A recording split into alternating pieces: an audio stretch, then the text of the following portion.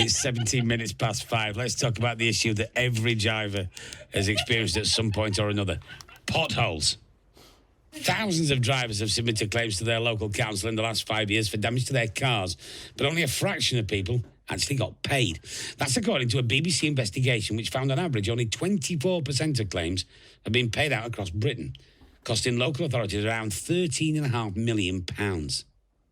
The investigations reporter Olympia Zagnat has been speaking to some of those affected by potholes. I actually bumped into some neighbours earlier today, and we were talking about potholes. We weren't even talking about the weather. That's how bad it is. We're going to drive very, very slowly because I don't want to damage my car. I got a phone call from my son, Lewis, at 11:30 around that time, saying that he'd hit a pothole. He sounded very distressed. It was very frightening and very scary. The car can be replaced, but your family can't be. Sarah Grafe is looking at claiming compensation from the council for the damage to her car, but she doesn't feel confident about it. Well, the posts I put on Facebook initially, most of the comments were laughy emojis. But you're going to put a claim in anyway? Absolutely. I mean, I think everyone needs to stand together with this. We've all, paid council tax, road tax. I'm up to date with everything, and the least you expect is for the roads to be safe. It's time to get on the road again. Next stop, Mick Hampshire's garage, where business is booming, partly because of potholes. We're seeing more and more vehicles every day through pothole damage. People don't see it, especially at night. Bang, you're in it and out again. Car's bottoming and it's hitting a fuel tank, which potentially is a sitting time bomb. And that's just the damage to the cars. Lives are being put at risk. The roads are seriously a dangerous place to be on.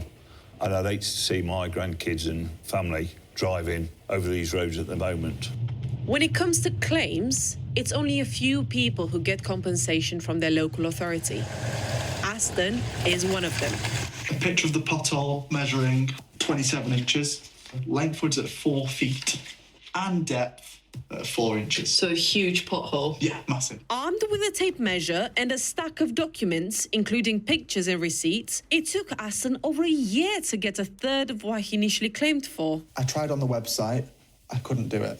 They gave me an email. I didn't hear back. I followed up. They rejected it. I objected it. They rejected it again. I objected it again. Just forward and backwards, forwards and backwards. If my mum was to hit a pothole, if my nan was to hit a pothole, I feel like they wouldn't even begin this process just because of how difficult it is, and they just take it on the chin. It has to be a complicated process because the councils, they don't have the money to keep paying everybody. So I think they make it as complicated as possible to ensure that actually people going through with a full claim is very low. Well, the picture looks different across Yorkshire. The lowest payout region is Bradford,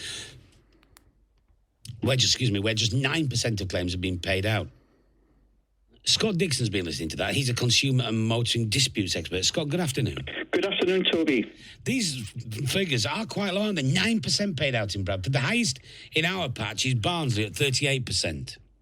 Yeah, and whilst it can be said that councils don't have the money to pay out on claims, I've always said that if potholes were repaired properly to the correct specification and criteria, and the roads were maintained to a reasonable standard, they wouldn't be in the position they're in.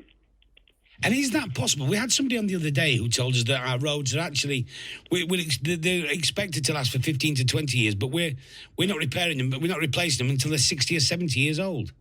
Yeah, and it's ridiculous. I mean, it's not just a nuisance, though, Toby. It is a danger to life. And, cyclists and motorcyclists at night, they can't see these potholes, and people have been killed by them. And the average repair costs for motorists when they put their cars into garages for pothole repairs, according to the RSC, is £590. And there's no reason why motorists should be left out of pocket due to the council's negligence. And it is difficult to make a claim, but it's not impossible. Well, what responsibilities do the council have for paying out? How come they've paid out in 9% in Bradford, 38% in Barnsley? It's a lottery. It is a postcode lottery. And the problem that you've got is you're not dealing with the council specifically. You're dealing with the claims handlers. So, for example, if you make a claim on your house insurance, they'll send out a loss adjuster to assess the claim. And the purpose of a loss adjuster is to either reject it or to knock it down. And that's the problem that you've got with pothole claims. And the cornerstone defence that the local authorities and the claims handlers rely on is what's known as the Section 58 defence in the Highways Act 1980. And they say that they have a reasonable maintenance and inspection system in place, and they cannot be expected to know of every pothole on the roads. But it's all about the evidence, Toby. And you can look on fixmystreet.com or fillthathole.org.uk to see if the pothole has been, how many times has that pothole been reported. And if it's been reported before you hit it, they cannot say that they weren't aware of it. So what should you do? I'm driving home tonight, go through a pothole, puncture my tyre. What should I do? The first thing you need to do is stop if it's safe to do so and take a photo. Again, if it's safe to do so. And it's crucially, it's not about the width of the pothole, it's the depth. So you need to try and measure the depth maybe with a bottle of water or a can of Coke or something. And what I would suggest is you can't carry a ruler for such events, but it's all about the evidence. Provide a sketch with your claim to pinpoint the pothole, because there's that many on the roads, the local authority will be asking you to help them find the pothole that you're referring to, and get an estimate for the cost of repairs, because you are seeking for a full refund for the damage caused, and you need to submit a freedom of information request as well. And you're going to be asking for the inspection records for the past 12 months, and all reports received relating to any road defects within the past 12 months, and also the temporary and permanent repair specification and criteria, and a copy of the works orders to identify how that pothole has been repaired. And it's a process of elimination to pinpoint liability. Just talk to us about fixing potholes. You said they're not doing it properly. What should they be doing? They should be cutting the potholes square and cleaning them out and compacting them properly and sealing them at the edges. And we all know, and we've all seen how some of the potholes have been repaired, and that's the problem, Toby. You know, if the potholes were repaired properly to the correct specification and criteria, there would be more money available to repair more potholes. And something that's never mentioned is utility trenches. So when utility companies come along and dig up the roads, and the trenches are often not repaired and sealed properly at the edges, and councils are not consistently checking or enforcing the repairs to recharge the work back to the contractors, so taxpayers end up footing the bill for that as well. So what do we need to do? What do we need to be complaining more about the potholes?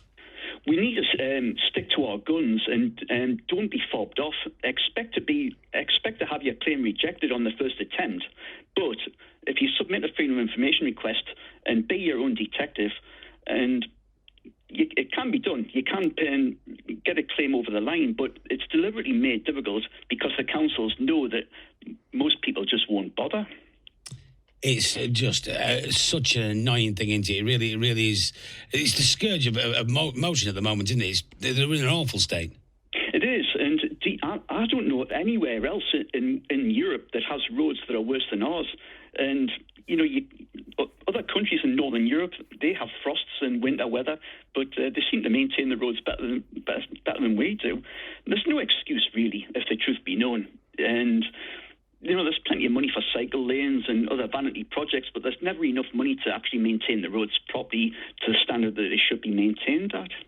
Scott, thank you very much indeed for your time. That's Scott Dixon there, who's a consumer and motoring disputes expert.